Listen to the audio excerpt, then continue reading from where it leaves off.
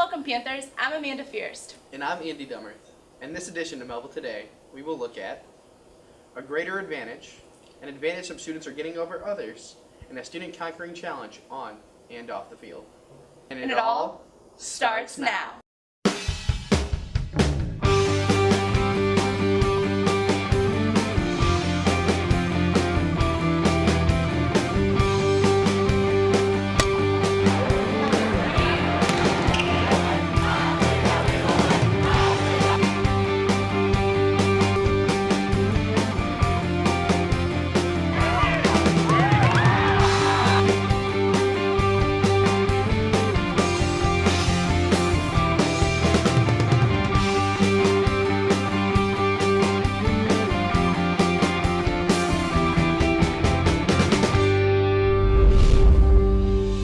The Melville community has many men and women who serve us. But on October 10th, the community came together to serve them. Police officers take an oath to serve and protect our community. Melville Media looks at the story of a brave officer who's facing a new type of challenge, but now without the support of family and friends. Officer Robert Hayden was diagnosed with cancer in January, which unfortunately is not responding to treatment. On October 10th, the St. Louis County Police Welfare Association hosted an event at Melville High School to show their support. Part of the event, we've obviously got the car show, over 200 cars registered for the event. Got a barbecue that's been beyond our wildest imagination for the number of people who showed up. Bounce house for the kids. It's been a good community event.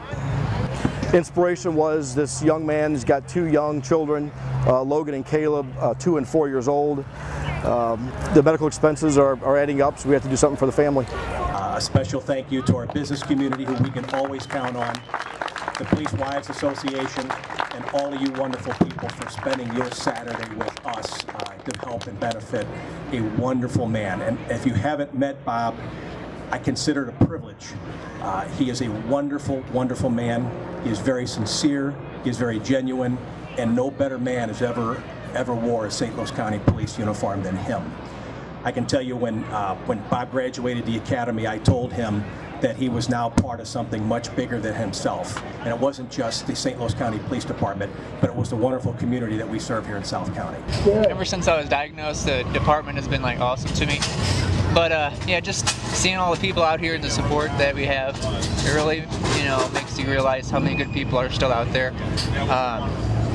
All the friends and family that have come out just to show their support, and we really appreciate everything. For Brielle Oakenfuss, this is Taylor Durham with Melville Today. So far, the community has been very supportive of the Hayden family. If you'd like to donate, check out their GoFundMe page linked at melvillemedia.com.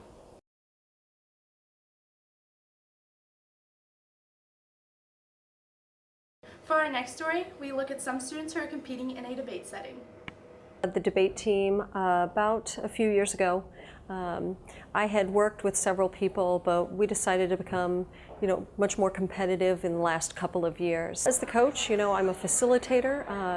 I am kind of like the chief cheerleader, I guess, for all of the competitors. I try to encourage new students to get involved, and we accept new students all throughout the season. So it's not too late to join. Responsibilities as the captain of the team is to basically help anybody who is brand new to speech and debate and help them, get used to what's going on. There's so many skills that you can learn from public speaking and debate, and those skills can transfer into whatever career it is that you choose.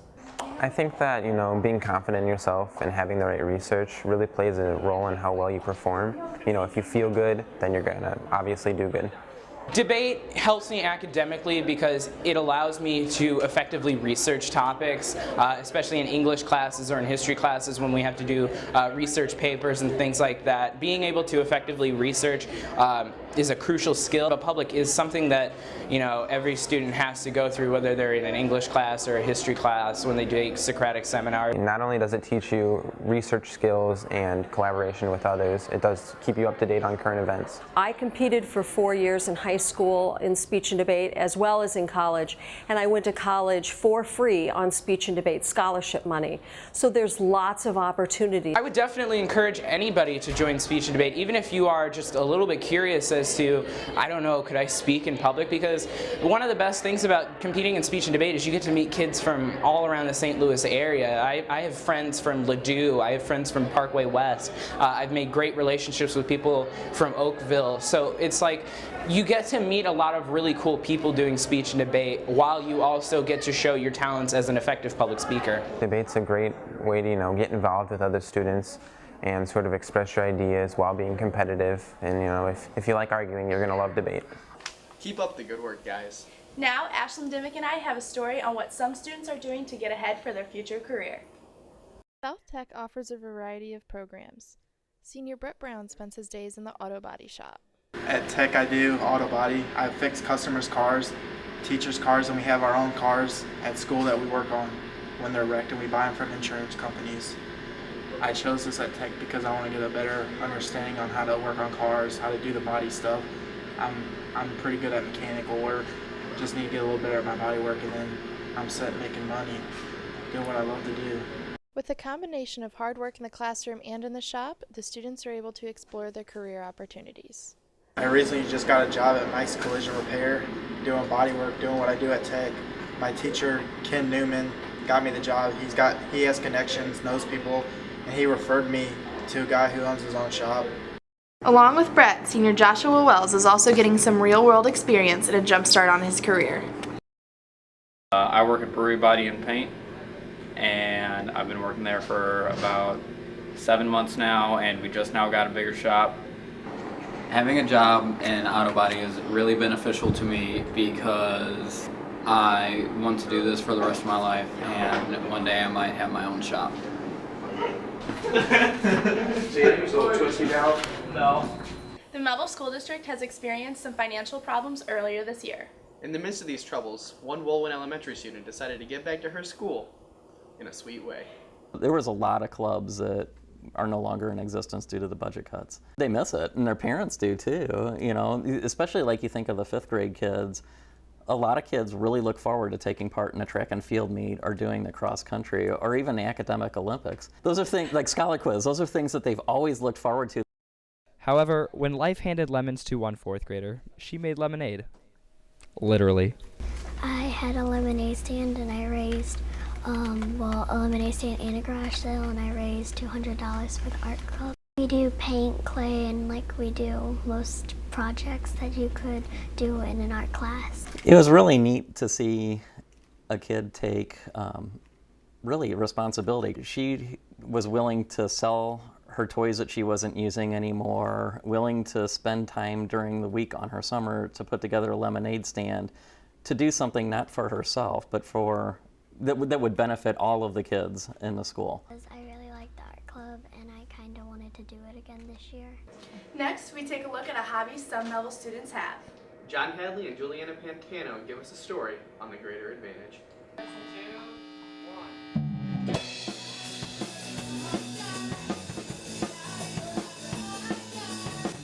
It started with me and Molly being in a different band, and it didn't end up working out, and then Rachel was in my health class and I found out that she played the drums, so I asked her to start a new band with us. I play guitar and I sing. I've been playing guitar for about 4 years. One of my favorites is a song called Unknown Places, and it was really cool because it started with our bass player just playing a riff, and then we all kind of just came in and it just came together like that. I primarily sing, but I also play rhythm guitar, and pretty soon Grace is going to start singing more and I'm going to start singing less because I want to play more guitar. We cover mostly State Champs, We Are the In Crowd, and Green Day, but we also like to take a lot of popular pop songs and make them punk. Right now we perform mostly at the Stratford Inn Bar and Grill, but soon we're going to be opening up for local bands, and one might even be at the Firebird. We have 4 original songs on an EP right now, and pretty soon we'll be taking some more lyrics that we have and some more music that we have and putting them together to write some more. It started out kind of just as a joke because we have 3 girls and 2 boys and kind of just like that, but then we ended up liking the name.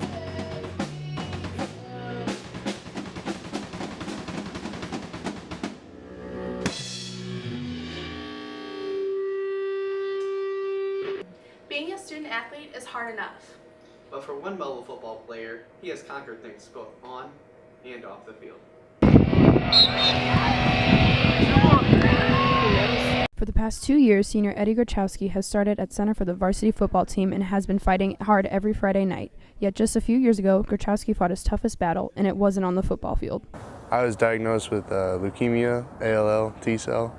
T-cell leukemia is a disease in which certain cells of the lymphoid system called T lymphocytes are cancerous. I'm pretty sure I was like 12 or 10, I don't know, and kind of didn't really know what was going on. Doctor came in and told me that I had leukemia, and I was kind of, what's that? And kind of explained to me better, but I still didn't really know what was going to happen. We were out with friends one evening, and I had taken Eddie to the doctor to see some kind of skin rash that he had. Didn't think much of it, actually. And then while we were with friends and stuff, I received a phone call, called the doctor back, and they said to get to the hospital immediately. He had to be put into ICU right away. It was just basically like a dream. It wasn't even real. I received all kinds of treatment, mainly chemotherapy, but I also went through radiation. Other than that, it's like physical therapy to get my muscles back, occupational therapy. About a month after being diagnosed, Eddie finally entered remission in the winter of 2010. Well, there's 2 phases, okay? And the first phase is you're cancer-free, in which you have no cancer cells in your body. And for me, that was about 2 weeks after, and I was in remission. And that's when your body starts to take control back over the cancer cells.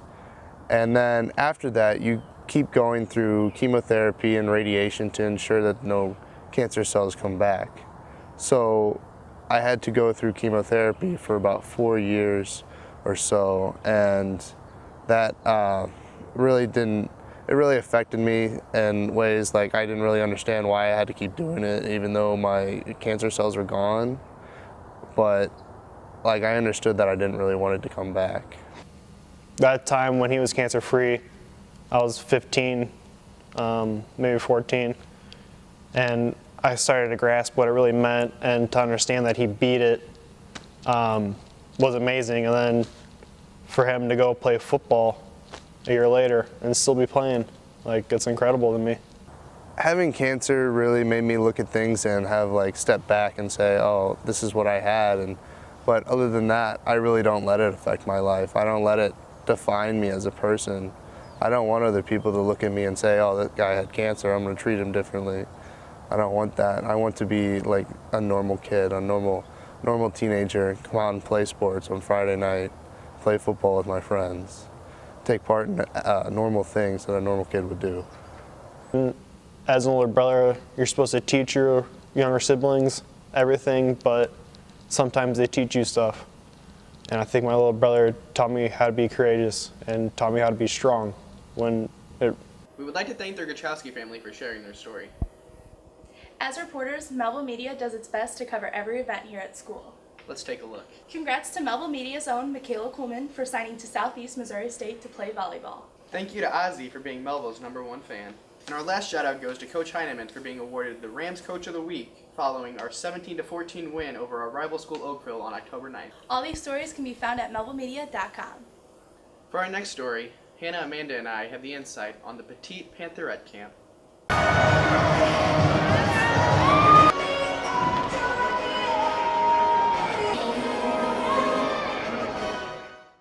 Halftime performances by our nationally ranked Pantherettes are a common occurrence here at Melville. But on January 5th, the Pantherettes took the sideline to give support to their new friends.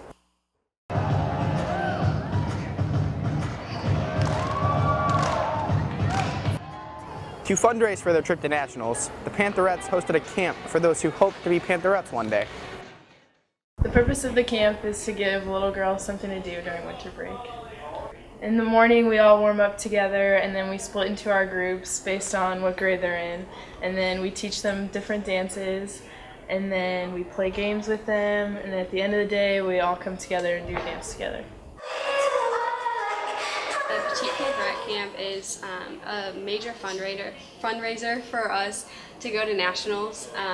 The girls really love it, and we enjoy teaching them.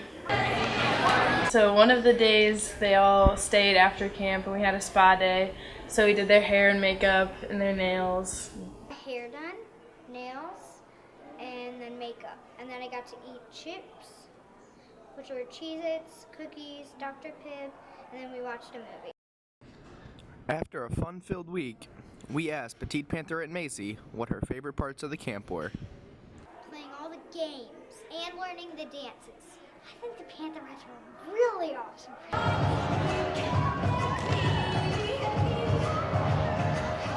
Go Panthers! For our last story, here is M6 on Colby Maynard.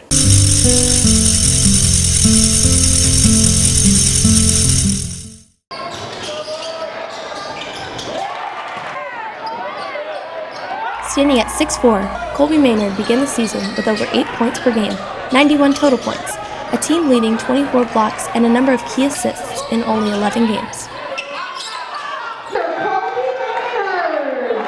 With all odds against him. I started playing basketball at a young age. My dad introduced me to the game, and he always kind of forced me to play, but I always loved it so much, and I could never get out the gym.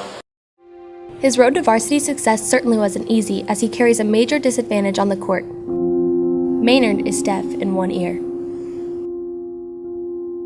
Being half deaf, I can't really hear some of the plays when they're called out, and when the coach is speaking a lot, and it just makes it harder for me to focus on the court sometimes. The loud crowds can really get to me, and it's just different from just how every other person hears, and it just can really get distracting. I realized in the second grade, and I've done a lot of tests to see, and they found no logical reason for it to happen, so they just classify it as a birth defect. Players and coaches have adapted to Maynard's hearing and worked to make the game he loves easier. While we're on the court, we normally use hand gestures and stuff. If coach is trying to communicate to him, since I'm closer to him on the court, we'll just, talk to him and tell him that coach needs it. I don't really treat him any different than any other player. I don't normally even think about it. Maynard and the boys basketball team continues their season at home against Parkway South on January 19th. Tip-off is at 6 o'clock. Well, that wraps up this edition of Melville Today. For additional coverage, check us out at melvillemedia.com. Thanks for watching.